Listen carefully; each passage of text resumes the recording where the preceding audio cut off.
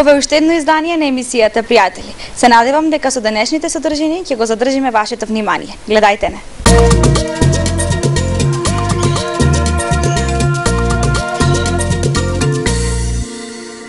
Денес ќе разговараме за расата германски ловен териер, а за неј ќе ни кажува ледувачот Зоран. Но пред да не однесе на местото каде што ќе снимаме, нашиот спонзор Елит кафе му доделува пакет производи. Но можеби во нив има и некоја награда. Повели Зоран. Благодарам до вас и благодарност за спонзорот. Овој прилог го посветуваме на расата германски ловен териер. Како што самото име кажува, ова е ловна раса. Но концептот на нашата емисија не е да ви ги прикажеме како ловни кучиња, туку како домашни миленичиња. Нешто повеќе за оваа раса ќе ни каже ледувачот Зоран, кој ги ледува овие кучиња. Здраво Зоран, како си? Здраво, супер. Ви благодарам што сум повторно гостин во вашата емисија. Точно како што кажавте, овие се ловни раси и морам да напоменам дека е едно од најсвестраните ловни кучина. Зоран, ова не е прв пат да снимаме со тебе. Кажи ни што се случува од последниот пат кога снимавме. Точно така, има многу за кажување, меѓутоа ќе издвоиме тоа што Ајла го затворе шампионатот за млад шампион на Македонија. Прошлата година не беше активна по изложби, затоа што мораше да се испитат незините ловни способности и заслужи да остани како приплодна кучка во одгледувачницата. Оваа година продолжуваме со изложбите, значи на минатите два цациби, значи цациб Прилеп и цациб Скопје. Значи цациб Прилеп Ајла освои првак на раса и првак на група, а цациб Скопје ги освои првак на раса, првак на група и Бестин шоу трето место, што значи на цела изложба од 120 кучина беше трета на изложбата. Колку е тешко да се припреми оваа раса на кучиња за најна изложба? Па не е воопшто тешко, затоа што се доста интелигентни, со основна работа на основното шеринг дресура, нормална исхрана, редовно давање на витамини и одржување на влакното се постигнуваат добри резултати и нормално со добра генетика да поседуваат кучината. Зоран, ајде кажи нешто повеќе околу негата на влакното. Дали е тешко одржувањето на влакното кај германскиот ловен териер? Не, значи како што спомнавме во прошлата емисија, овие кучиња не се во тие раси што захтеваат многу одржување и средување на влакното. Значи со редовна исхрана, витамините што спомнавме, давање и нормално наследно ако го имаат тоа, се одржува влакното во добра состојба. Се мора да напомнеме дека за дома чување се митарат, но не е голем проблем со редовно четкање. Значи мора да се напомени тоа дека овие кучина е забрането секакви видови на фризури, правење на фризури, значи стрижење, тримовање. Најнормално значи е одржување на влакното со чешлање и пред изложба една недела капење. Една недела пред изложба затоа што треба влакното да има одредена густина и тврдост, значи а со самото капење влакното омекнува и го нема тој квалитет што треба да го има. Не е секогаш само да имаш куче во домот. За него нели треба секогаш да се издвојува време за да му се обрнува внимание. Колку време имаш ти за твоите кучиња? Како за секое хоби, мора да се одвои време. Јас му посветувам по минимално 2 сати дневно, значи во нормални условија. Сега ако има потреба, значи при припрема на изложба, тогаш треба да се одвои повеќе време. Ако имаме малечки кучиња, исто така треба да се одвои повеќе време, па некојаш и цела ден и цела ноќ, зависно од моменталната ситуација во кој се наоѓаат кучината. Кои вродени особини треба да ги има германскиот ловен териер? Па пред се нормална анатомија, изгледо значи како изгледа кучето, неговата форма, неговото влакно. Тоа значи не е во вродени особини, него и тоа се наследува, а посебно вродени особини значи се испитува реакција на пукање. Тоа значи се поставува повеќе кучина и се пука оддалечено со 30 метра со ловна пушка, значи како реагира при истрелот. Не сме значи да се плаши од истрел, треба да биде да покаже спремност за акција. Тоа е за ловот. Второто испитување од вродените особини е работа на површина, тоа се испитува следогласност или видогласност. Следогласноста е пратење на трага, на пресна трага од зајак, значи без да го види кучето зајако, тоа и се оценува зависно од далечиноста, сигурноста на трагата, и должината на терањето на трагата, а додека видогласно се веќе од која ќе го види зајакот. Понатаму исто така се испитува и водливоста на кучето, значи мора да има вродена водливост, тоа е она да оди покрај тебе. Потоа водолюбливоста, значи за работа во вода, како што спомнав на почетокот, значи спаѓаат во најсестрани ловни кучина. Значи германскиот териер што ги поседува ловните способности, ниедно куче од ловните не ги поседува такви способности, единствено значи за разлика од птичарите што маркираат. Значи јамарот, односно германскиот териер не маркира. Додека другите кучина не можат да направат тоа што прави јамарот.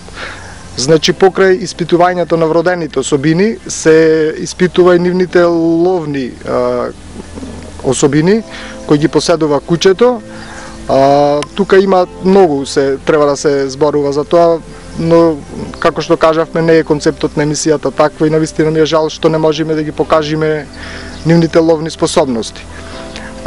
Според тоа, од која ќе се испитаат вродените особини и ловните способности, многу е важно значи за женка да поседува мајчинскиот ген да го има во неа, значи како се грижи за незините малечки. Пошто се случва кај кучина кај што се добиваат во инцести и неправилни парења да се појави канибализам. Односно самата мајка да си ги јади кучината или недобро ги чува, не ја остава да цицаат и тоа е многу тешко за одгледувачот. Значи да се грижи за малечки кучина кога не се грижи мајката за нив. Многу е тешко да се грижи самиот одгледувач за малечките кучина кога мајката не се грижи. И потоа со испитувањето, значи како што рековме на ловните особини, се одредува кое куче ќе се користи понатаму за каков лов. Покрај тоа што се свестрани ловни кучина, сепак еве ќе речеме пример према висината. Значи по стандард висината е од 33 до 40 сантиметри, висината на гребенот, значи невисоката точка на кучето. Според таа висина, пример 39-40 што се повисоките кучина се користат за лов на свиња, помалите кучина што се од 33 до 36 сантими се користат за лов на штетен дивеч на лисици, тоест јамарење во посебни услови се тоа, значи работа под земја. Дали досега сте имале легло и дали планирате да имате наскоро? Па да, досега сме имале повеќе легла и сега очекуваме значи 2 легла од после крајот на мај негде и јуни. Значи се очекуваат од 2 кучки да имаме легла, тука парени во Македонија, едно со наше куче од наш одгој, а другото куче увезено од Србија. Зоран, дали е тешко да се има легло? Што треба да се прави со кучката додека е бремена и после тоа какво треба биде одржувањето на малите кученца? Значи не е воопшто тешко да се има легло, тоа представува за еден одгледувач големо задоволство. Сега се има своја тежина нормално, значи одржувањето на бременоста е со нормална исхрана, значи не треба ни по зголемување на исхраната и ни намалување на исхраната, значи со нормални исхрани и со нормални движење на кучката за да остане во одредена кондиција која треба да има за текот на кучењето. Потоа во 2 недели пред кучењето кучката се одделува значи од другите кучина во посебен бокс и котилица, каде што ради одржување на топлина се пушта сјалица со посебна сјалица што одржува топлина за да не, пошто кучината напредуваат многу подобро ако се на одредена топлина. Сега интересно е што треба да се кажи тоа што додека кучината цицаат од мајката, значи не можеме да видиме измет од кучината. Се изгледа малце и невкусно, но тоа е реалноста, значи мајката сама го јаде изметот од малите кучина. Значи додека цица, додека не почна да јадат друга храна, мајката сама го јаде изметот од малите кучина. Сега со прихрана се почнува на малите кучина негде, јас лично, значи почнувам околу 20-тиот ден Значи покрај тоа што цицаат, почнувам со прихрана, значи месо, јогурт, гранули посебни што се за папи кучина, за најмали кучина, и со редовно давање на глисти, тоа значи прв пат се дават на 14 дена, па односно на 2 недели, па на 3 недели, зависно од големината на кучето на оваа раса, пошто се во мали раси, се дава по 1/4 на малите, исто така како што се дава на малите, се дава и на големата кучка, значи во истек, пример на 2 недели, на 3 недели, па на месец кој ќе направат кучина, потоа следува на 40 дена првата вакцина на кучината, па по 1 месец тоа ревакцина. Па после тоа можат кучината додат во продажба.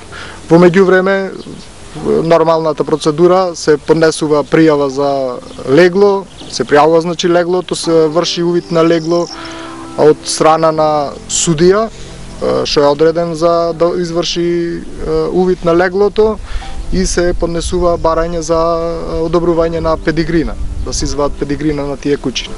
Дали е тежок чинот на окучување на самото куче, дали мораме да повикаме помош од ветеринар?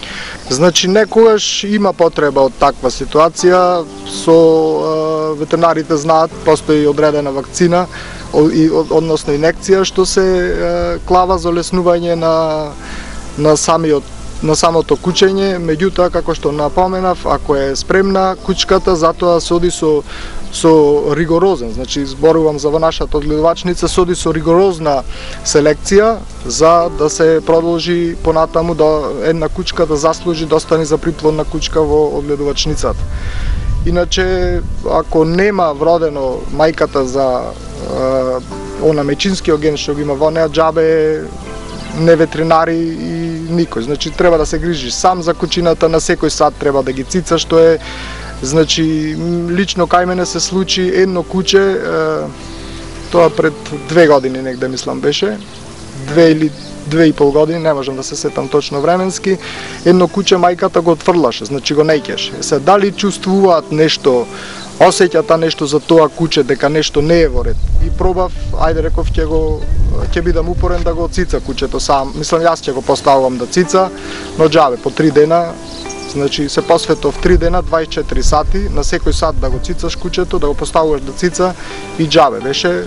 Ако не се грижи мајката како што треба за малите кучина, ние што и да направиме не можеме да постигнеме тоа што треба. Дали германскиот ловен териер како раса се агресивни кучиња? Не, по најновата селекција што беше извршена, не се одредени значи во тие групи на агресивни кучина, но сепак најмногу зависи од сопственикот. Мора да, значи од мало кучето да направи социјализација на кучето, но тој што не е способен да си направи одредени постапки со кучето, социјализација и одредена дресура, што е нормална да речам, затоа постојат и стручни лица, како што се дресерите, што ги прават тие работи. Знаат да покажат одредена агресивност, претежно кон животни, посебно агресивност покажуваат кон мачките, но сепак тоа е одредена агресивност поради тоа што го имат инстинктот за лов. Значи се предизвикани од движењата и на мачката и од реакцијата нејзина. Како што видовме, твоето куче се игра со твојот син. Како овие кучиња се приспособуваат на децата? Точно така, мојот син е многу мал, но покажува интерес, значи нема полна година, покажува интерес кон кучината, а кучината се, како да кажам, добри се кон децата и трпат така наречено големо малтретирање, значи дозволуваат што сака да му прави детето, без да покажат било каква агресивност или некакво однесување што не е дозволено. Зоран, ајде кажи нешто повеќе за твојата одгледувачница. Па, мојата одгледувачница е прва регистрирана во Македонија, на моје големо задоволство, меѓутоа, за жал, има уште една регистрирана одгледувачница и нема големо заинтересираност, значи, за регистрирани одгледувачниците. Постојат така наречени самопрогласени одгледувачи или Facebook одгледувачи кои се ги злоупотребуваат потенцијалните купувачи. Во нашата одгледувачница моментално имаме 4 женски кучина и едно машко. Од кои Докса е најстарата приплодна кучка, веќе да речам матица во одгледувачницата, и незините 3 ќерки и син. Тие се Ајла, која моментално е најтрофејна млада кучка и најтрофејна веќе зрела кучка на Македонија. Беше победник оваа година, значи, на специјалката одржана за ловни раси во Скопје, значи првак на раса и второ место на цела изложба, значи од сите ловни раси. Потоа Ајше, која се користи за лов на јамарење. Потоа е Аделе и незиниот брат Алдо, кои се користат за лов на свиња. И додека Докса е веќе одредена како матица, таа е повлечена и се користи само за приплод и како домашен миленик. Но сепак и сите останати сега домашни миленичиња. Точно така. Заслужуваат да бидат домашни миленичина, но сепак нивната намена е првенствено ловот.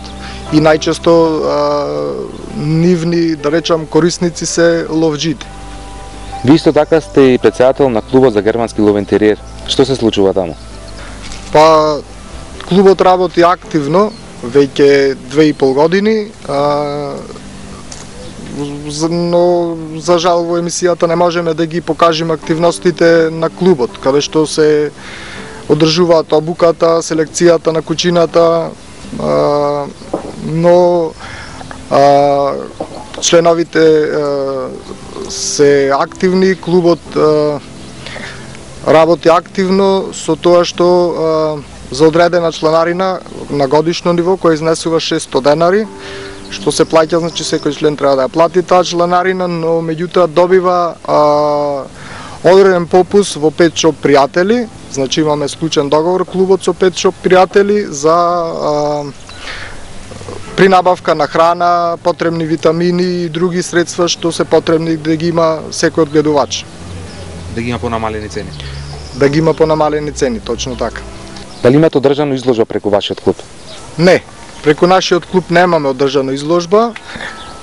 Прошлата година требаше да се одржи изложба, заедно кога беше битолскиот ЦАЦИП, колку што се сеќавам, на 31 март, но поради недоразбирањата со Сојузот и тогашното раководство не се одржа таа изложба и нема да се одржи додека не го добијаме тоа што го бараме. Односно баравме ексклузивитет за вадење на педигрина, значи секое педигре што се вади за германскиот ловен териер да поминува преку клубот, значи увид на клубот. Беше побарана одредена чланарина да уплатиме клубовите кон Сојузот, таа чланарина беше уплатена, потоа тоа не важеше па ни ги вратија тие средства. Потоа беше ставено на гласање, беше побарано од кинолошките друштва да се гласа тоа. Беше изгласано, но повторно не се спроведе, значи не знам вистина што се случува. Ние, значи, со тие некои кинолошки друштва дојдовме до неразбирање, пошто нив му беа во интерес парите, што треба да ги земи клубот, одредена сума која се вади која се уплаќа при вадење на педигре, значи оди во друштвото или за клубот. Ние се откажавме, значи, од тие пари. Со секое значи број на легла се зголемува гласот, значи на делегати во собранието во Сојузот. Ние се откажавме, значи, од тие делегати. Единствено ни беше цел да го имаме увидо на легла и на педигри, вадењето на педигрина, пошто има многу злоупотреба на тие работи.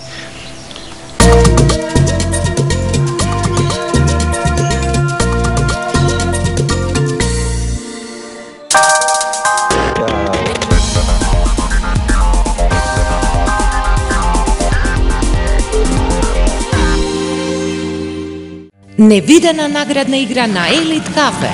Отвораш, уживаш и супер награди добиваш. 7 скутери, 7 4-цикли, 15 детски соби, машини за перење, електрични шпорети, лед телевизори, пегли, правосмукалки, велосипеди и уште многу други награди. Толку повеќе во кафе уживаш, толку повеќе награди добиваш. Елит Кафе, на здравје кафе.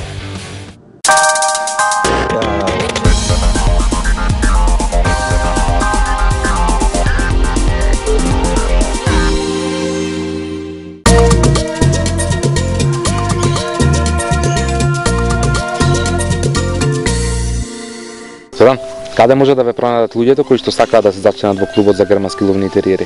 Па нормално, моментално на веб страницата, значи скратено од Клуб за германски ловен териер КГЛТ, или на Facebook страната Македонски клуб за германски ловен териер. Дали заоставивме нешто за крај што би сакале да го споменете? Може еден апел, значи до тие што сакаат да набават домашен миленик. Значи германскиот ловен териер покрај тоа што е значи ловно куче, знае да биде премногу добар домашен миленик, меѓутоа сепак морам да напоменам, значи да се внимава при изборот од каде се купува кучето, кои се негови родители, шо се, значи да се заштитат од тие така наречени самопрогласени одгледувачи или Facebook одгледувачи, со тоа што може да го побара сертификатот што се издава од FCA за регистрирана одгледувачница. Да види, доди да ги види мајката, таткото, да види како се негува кучината и потоа ќе му биде јасно се. Зоран, ти благодарам за гостувањето во емисијата Пријатели. Се надевам дека нашето дружење нема да престане тука, нели? Точно така, ви благодарам и вас и се надевам на понатамошна соработка.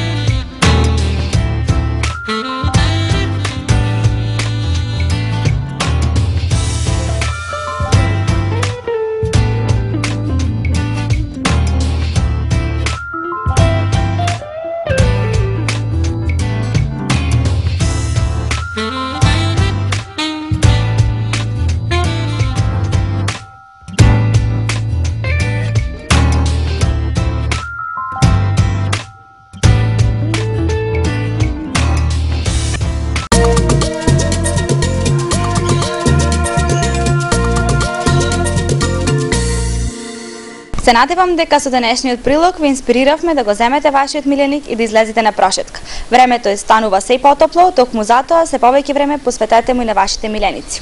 Се гледаме и на наредната емисија. Чао, чао!